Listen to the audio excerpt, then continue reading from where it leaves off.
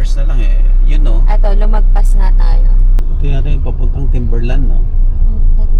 Mag-concentrate lang. May truck sa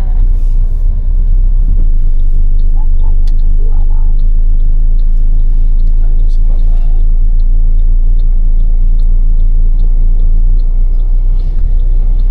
In 700 meters, diretso. you will arrive at ASA Diretso. Walk 5A Cattle Breeding Farm, San Mateo. Yun. May magandang kalsada pala dito sa baba eh. Nakatakot yung taas. Yung gate nila eh. Green gate. Hello po. Sir, tama po ba yung green gate? Okay po. Sige po. Okay po. Tama dan. Grabe pababa.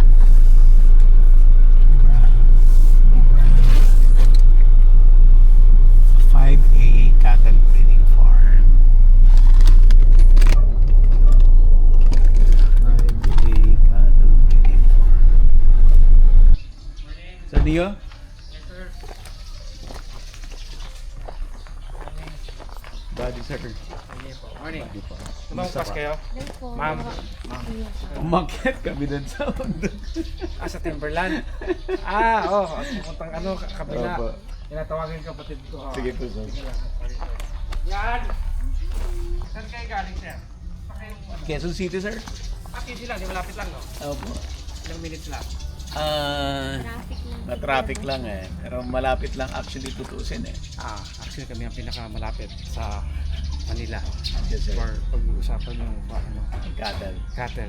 Kami rin ang inaano ng DA ng bahay. Pag may mga interested, siyempre kami malapit, tapos may mga ano sila. Tika, kapatid.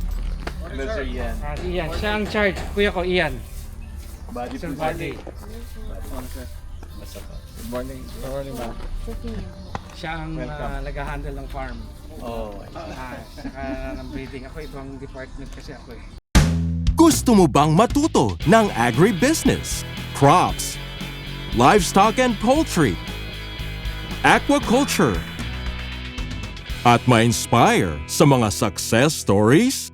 Agribusiness How It Works! As a YouTube channel, Agribusiness features entrepreneurs, farmers, organizations, OFWs, investors. However, beyond our usual content and official endorsements, Agribusiness does not engage in other business dealings with them.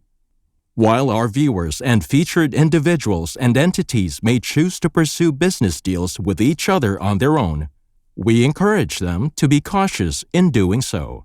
Technology Okay talaga, na. no? Mga DSLR ko nakatabi na lang eh.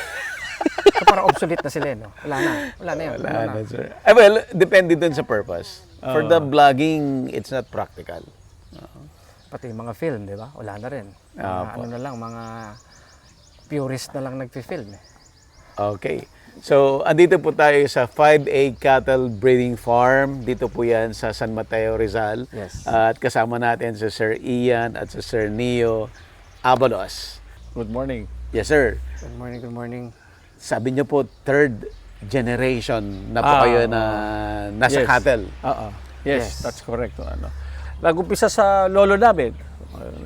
We're from Pangasinan. okay. So, doon, Pangasinan, maraming cattle doon. Siyempre, maraming cattle.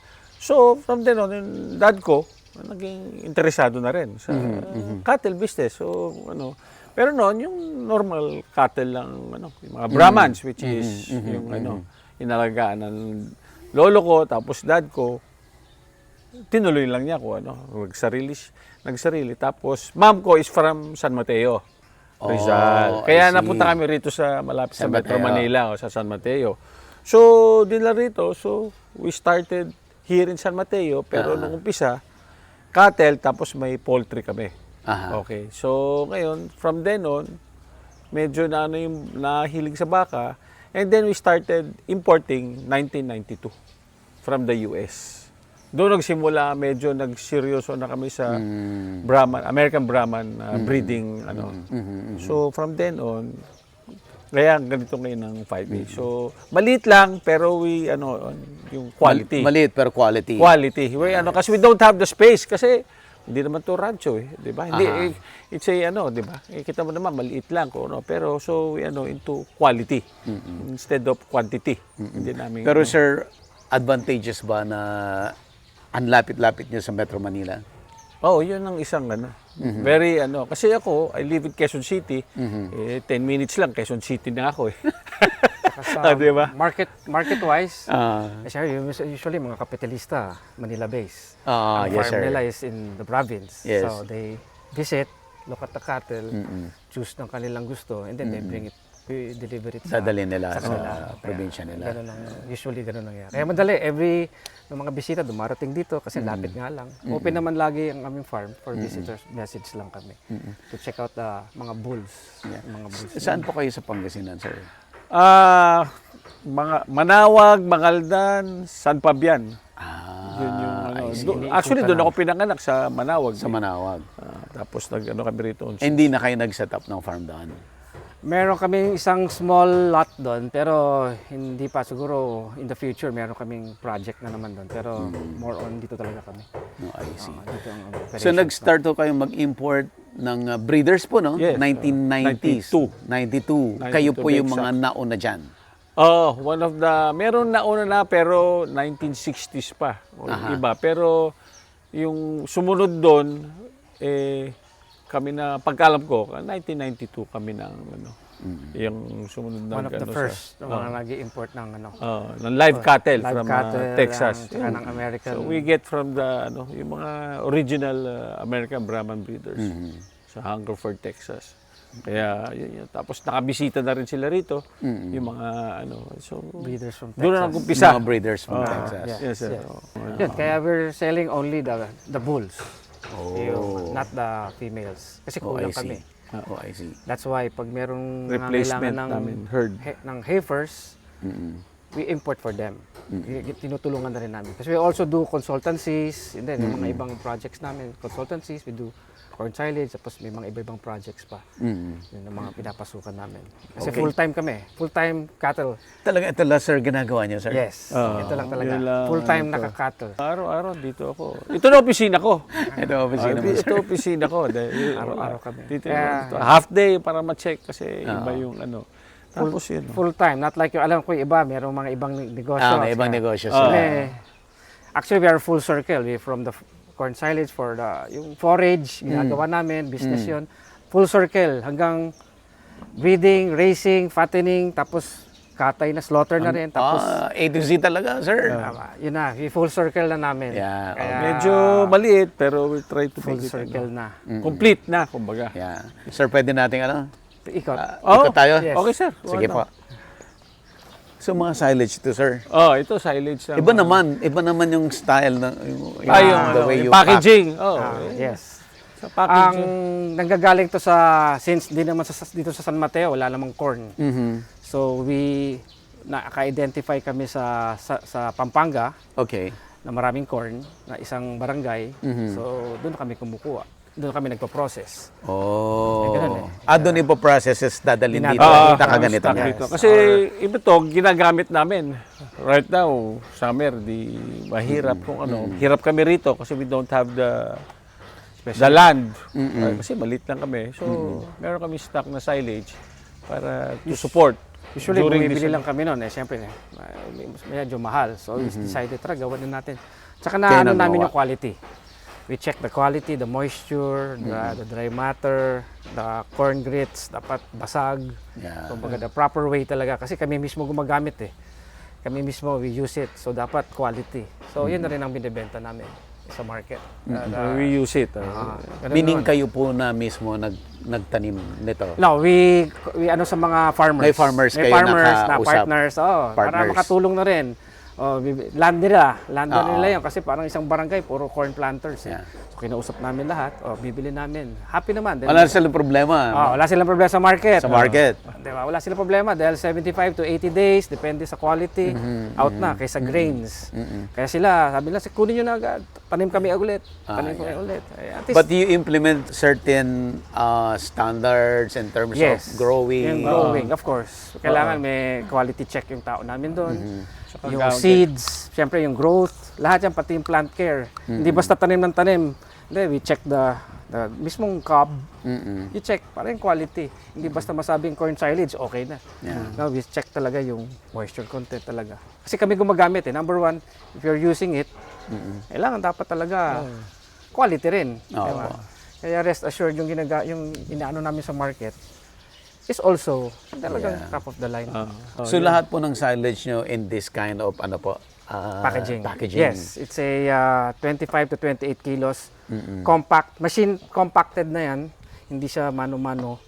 Lahat yan makina. You use wala, iba talaga pag mechanized. Para yung efficiency. Although may tao pa rin. Siyempre, kailangan makatulong rin tayo sa barangay. Makakuha, di ba? Iba pa rin yung may social relevance sa mga labor force. Here, ito yung mga... Ito na. Okay, sir. Actually yan, mga anak ni Ian yan. Oo. Kasi we do AI ito, mostly AI kami rito. Okay. 99% AI. 99%. Yeah, Artificial insemination. Kaya parang siya mismo ang gumagawa. Ito yung mga produkto namin na AI. Now we use here yung mga semen from J.D. Hodgins, V8, Heritage, and BRC. So this is ito yung gamit na, ito yung herd sire namin, kumbaga. Sweeper bull herd sire. Heritage yan ng Bale, anak yan ni Pride of Maddox ng Heritage or what. Yan, nag-champion sa Houston yung sire niya. Now, na-produce namin yan. Kaya from kumbaga, na yan. Import yung mother. Okay. So, tapos AI ko, yan ang produce ko. Parang babies namin yan. Talagang dito ang Kaya yung caring, special ko, Ayun, Sila, these are very docile. Ang Brahman, napakabait. Kaya sila, mga baby, parang aso. Ito, palaging gustong yan. gusto niya mag-scratch. Gusto magpakamot yung Parang aso lang. Hahabulin ka, akala mo hahabulin ka, pero lalapit sa'yo yan, Lalapit. pero gusto lang magpakamot. Pakamot. Yan ang niya. niya. Yung bait.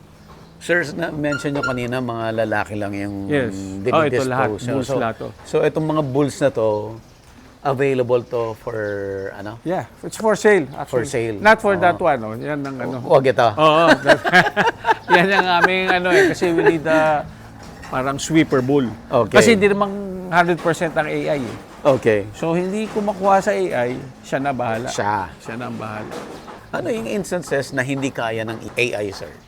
Yung mga hindi kaya, kuminsan yung timing, merong isa timing. Ang dun eh. Yung timing, pag hindi nakuha, certain, hindi mo mga twice mo hindi mo kuha, ibigay mo na sa herds, sweeper bull kung Merong mga yan eh. Kasi iba-iba characteristics ng female eh. Diba? Parang tao rin, di ba? Merong hindi makuha sa Kaya kailangan mag in vitro, IVF or what. So, ganun din ang Sir, yung mga nakakaintindi ng baka talaga, pag nakita nila ito, sir, maglalaway sila, ganyan. Ganun ba, sir? Yan. Anong age ito yan? Magtutu pa lang yan eh. 2. Almost 2. Magtutu this year, yan. So, Kasi 24. magtutu this year. Iba ang if you want quality, talagang you have to, talagang mahal ang Mahal talaga. Siyempre, wala namang quality na mura eh. Yes. Parang kotse rin naman yan eh. O, di bibili ka na So, gano'n rin sa baka or what. Diba? So, bali ang ginagawa namin is small herd lang kami. Yeah. So, talagang puro registered, tapos high output, meaning pricey. Pero we talagang inaano na yung genetics. Sino lolo, lolo na ang tinitingnan niya, Pedigree. yung genetics niya, yung lineage ba? Yung lineage nila. Bakit mo mas prefer nyo yung ganong strategy? Kasi kumbaga, yung Una is yung quality na mataas tsaka yung ordinary cattle, iisa lang naman alaga eh. Isa lang Isa lang ang alaga niya kung So parang Di ba? Mag-aalaga ka rin lang. So, spend yung kaya mo na ano, para may satisfaction na, uy, maganda yung produkto ko or what, di ba? Yung anong kaya mo, yun ang ano, para may ganahan ka pa para mas, di ba? Para mas fulfilling pag nakita mo, ganda ng mga produce mo or what. Kumbaga, Yun yung parang high ano. capex siya if you wanna start kasi puro imported. Tapos yung OPEX mo will just be the same if it's a regular cattle, pero yung output mo is mahal because may maganda yung ilalabas niya. For breeding. So you're yun yung catering ano for ibang cattle ranchers na who needs to upgrade. So they buy the genetics. Genetics ang binibili. Importante yung genetics. Kasi sayang oras eh. Matagal ang baka eh. Matagal. One calf a year. Kung maswerte ka, 1 calf a year. Mahirap eh. Kung minsan sa pure, once in 2 years, okay na yun kung ano. O twice in 3 years, maganda na yun kung ano. Pero hindi katulad ng native, yearly. Yun ang difference nila. Pero pag ibibigay naman yung quality, iba naman ang ano. Yun ang one of the ng mga pure na namin kung ano. Tayo ma-educate sa yung genetics eh. Okay. Genetics talaga ang kailangan kasi pareho alaga tapos time matagal. Kung maganda genetics mo, yung kumbaga makukuha mo na yung size na gusto mo in a shorter period of time. Kung hindi ka it will take ilang generations para makuha mo yung maganda. So, might as well, kunin mo na yung Best genetics. yung magandang genetics, tapos yung produce, yung outcome, maganda na kaagad. Malaki na kaagad, hindi yung maliit. You invest in genetics, tapos siyempre kasama dyan management and nutrition. Yes. Yung production niya will be mas maganda, meaning in terms of then mas mabilis. It's like broiler and sa pigs. Paiklian, di ba? Paiklian para mabenta agad. Paiklian. Ganon din sa with the cattle. So we get our genetics, i-breed nila sa local nila, yung production nila na males, mas mabilis lumaki, mas mabilis nila mabebenta sa market. So, ganun din ang Basically, parang pareho sa broiler, di ba? Paiklian ang broiler eh. Di ba? Ilang days na lang ngayon ang broiler. Ganun din sa mga baboy. So, it's all about genetics and early harvest for the production. Kasi hindi pa na ng mga farmers yung nag-aalaga. Let's say, mahal nga yung bull. Ang isipin mo, ilan bang offspring mapuproduce yung bull na yan? Ang ratio is 1 bull is to 20-25 females. Ang ratio. Ilang years mo service yan? Lagay mo na sa mga 10 years or 7 to... With proper management, tatagal yung bull 7 to 8 years, 10 years, what? So, ilang offspring yung makukuha mo dyan sa kanya? I-divide mo doon sa cost na pagbili mo sa kanya. Hindi maliit na lang. Bawi na lang, di ba? Mura pa. Mura lalabas. Tapos yung quality, may quality ka na, di ba? Yun ng kailangan maano yung na you have to invest in good genetics kasi ang doon sa long run, mura lalabas dahil, di ba? Sir, sa natin, sa mga farmers natin, mga smaller na nagka-cattle, asan na sila, aral na sila, aware na sila na they really need to invest on sa good genetics. Yes. Medyo na sila. Kaya Slowly, yung ang government, merong AI. Okay. May UNAIP, meron silang free. Para alam nila na magpapa-AI sila sa government, may for free. Alam nila na yung produkto, maganda na yung offspring lalabas, yung anak, maganda na lalabas kasi alam nila yung AI. Kaya maraming dahan-dahan natututo na rin na talagang kailangan genetics talaga kung slowly but surely. Certified genetics. Kasi usually, dapat talaga with the paperworks, yung kanyang certificates. Hindi lang basta, uy, gwapo to. Di ba? Usually, ganun. Sa internet, sa internet, dami, uy, gwapo, malaki to. Pero you still have to know the bloodline. Kasi dyan malaki nga, ibabato ba niya yan? Malaki nga yan. Uy, malaki siya. Malaking baka to. Laki. Uy, okay yan. Ibabato ba niya yan? Hindi kayo sure kung yun ang ibabato. With proper genetics, with other certification ngayon na registered, ito yung pinaka-lolo. Alam mo yung EBV niya. talagang ma-forecast mo. Ito, pag ginamit mo to, ito lalabas. Ganito gagawin. Ganito lalabas sa'yo. Kaya importante ang genetics talaga. Yun talaga. Slowly, natututo na rin ang tao, ang mga farmers, backyard farmers, natututo na rin. Eventually, yun nga, pati yung ating karne, kami, habol namin is local buy local. I mean, sa beef.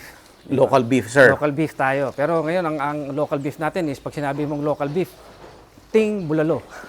Parang hanggang doon na lang. Parang hanggang doon na lang lagi ba tayo? Hanggang doon lang lagi sa Parang bulalo, pag Philippine okay. beef, bulalo na lang ba lagi tayo? Okay. Di ba? So kami, advocacy namin is to infuse genetics to the backyard, have that fast growth rate, Oo. tapos early harvest, early slaughter. That will be equal to tenderness. So ang aming standard sa katay is dapat di lalampas ng 30 months. Kasi more than that, titigas na yung karne. So, dapat less than Dapat 24 months kinakatay mo na yan. Para yung tenderness. Kasi ngayon, ang kinakatay natin ngayon sa Medyo matanda. ang lalaki. Uy, laki, ganda nito, makatayin, daming karne. Pero, kasing tigas naman ng kaya hanggang bulalo lang tayo. Kaya dapat medyo na tayo, teka, kaya natin to.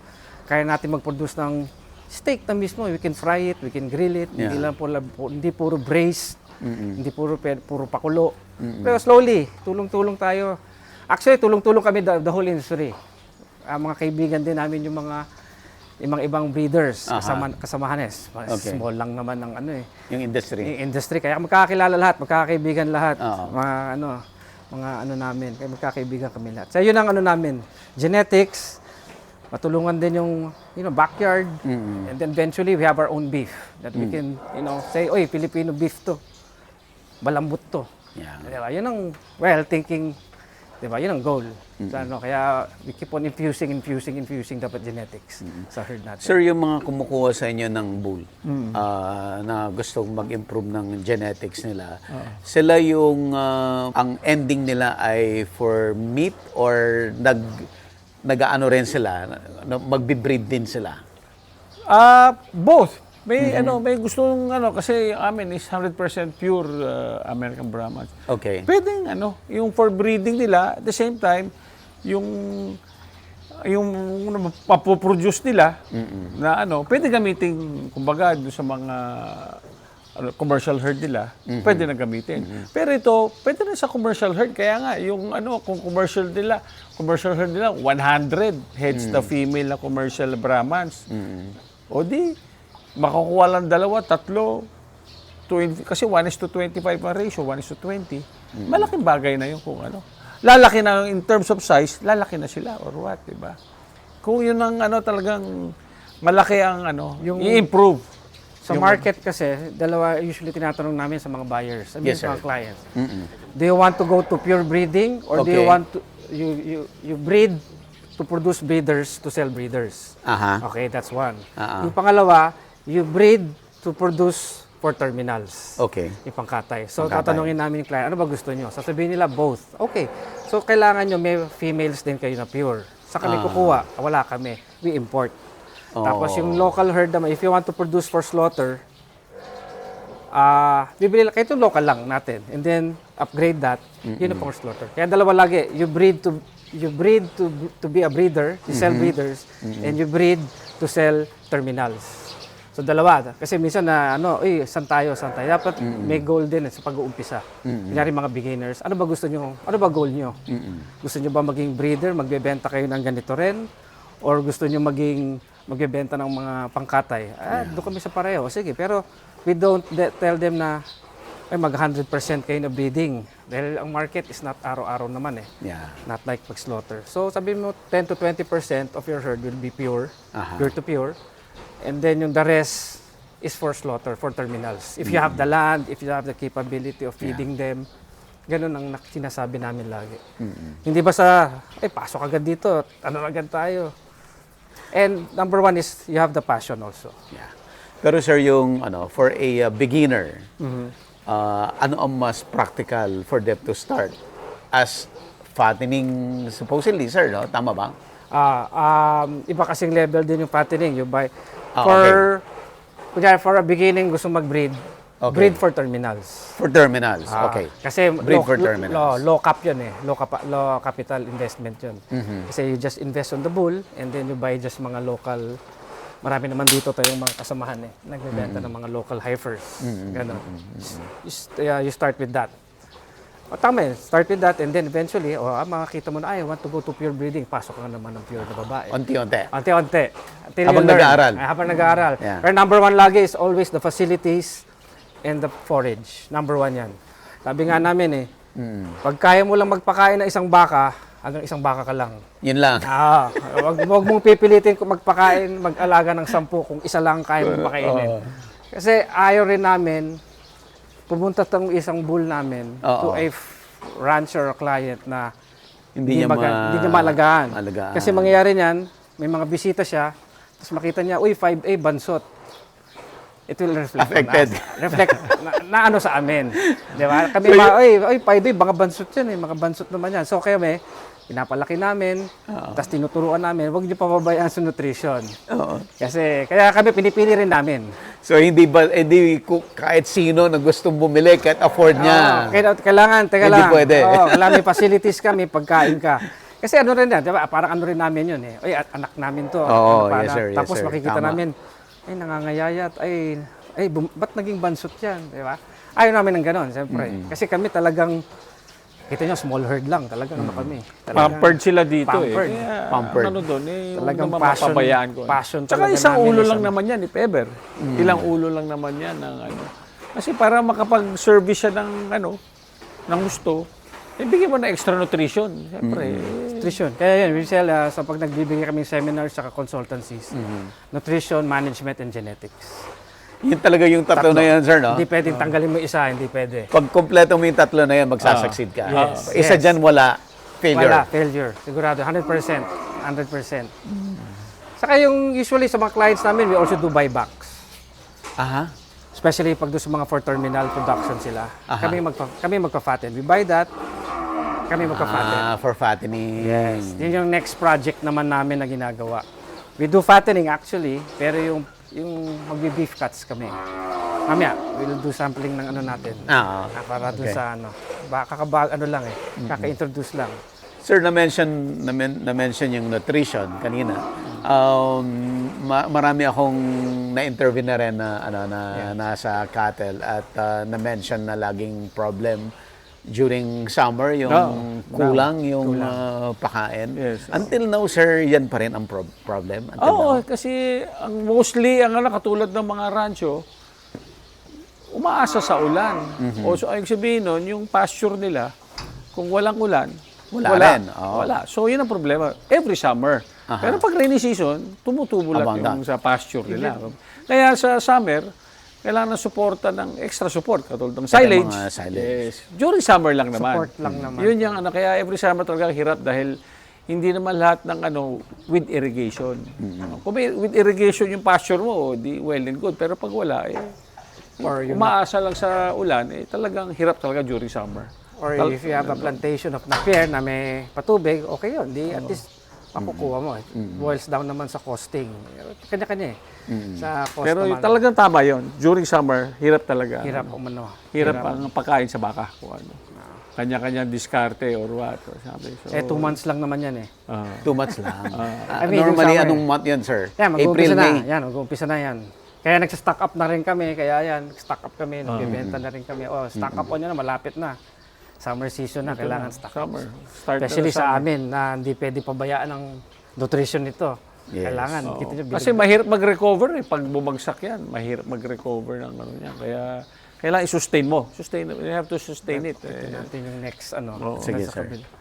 Yun. Ano pa pong Yung mga titingnan next natin, sir? generation ni Ian na females and Males and females, andun yung At saka yung mga cows, andun. Yung mga mothers. Andun. Ito, sir. Kasama yan dito. Hiniwalay Kasama ko lang. dito.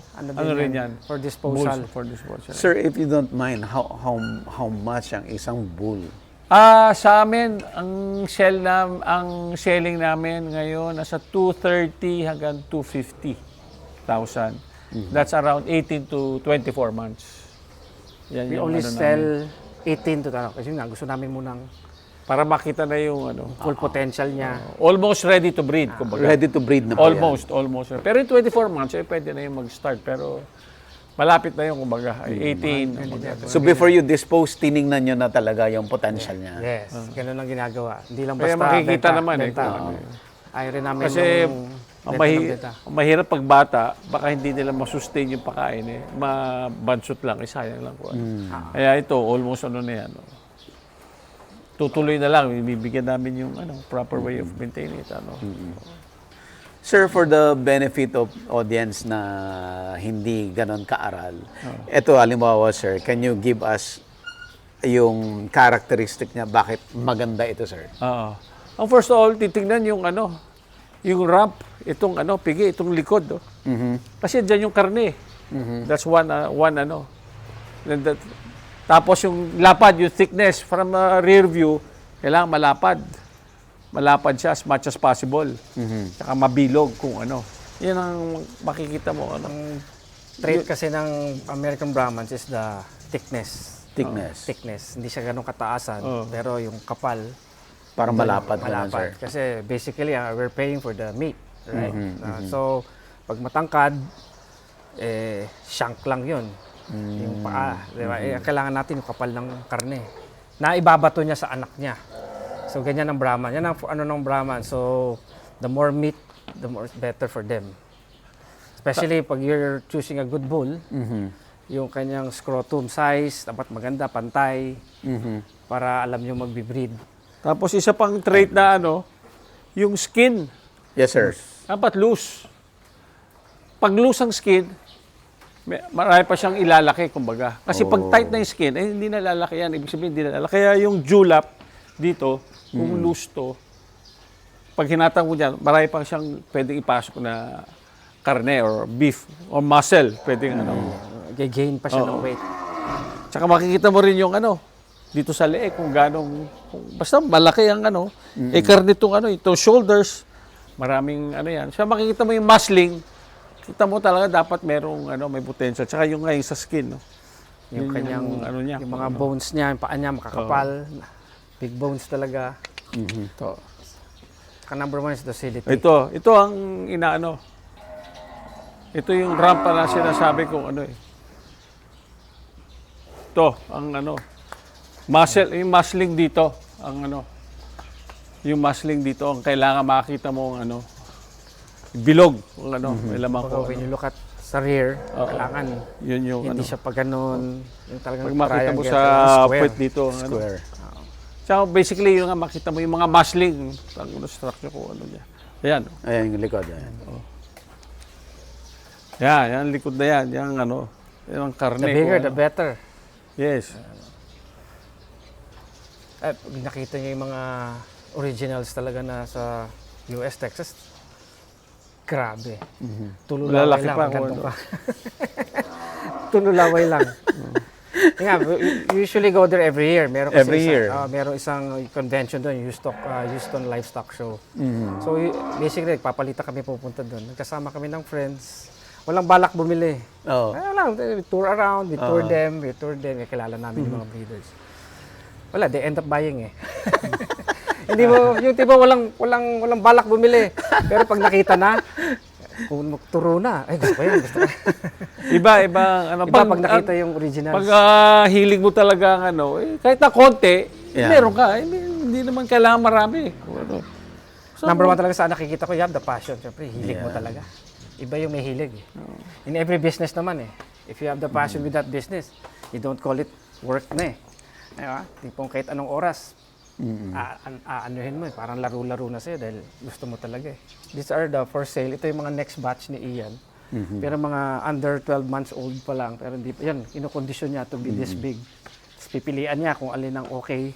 Anong gagawin niyo doon sa selection ninyo, hindi papasa sa standard ninyo? Ay, doon, for slaughter na lang. For slaughter na. Kung hindi papasa ko, Kasi syempre, hindi naman perfect din lahat. Meron din mga So, yan, slaughter, we fatten, hindi ba, Ganun ang system. hindi porket pareho maganda yung mga siren dam, maganda lalabas. Meron Hindi, pa rin, hindi, Meron at meron. meron pa rin. Pero very seldom. Agribusiness, how it works. Instruct, inspire, succeed.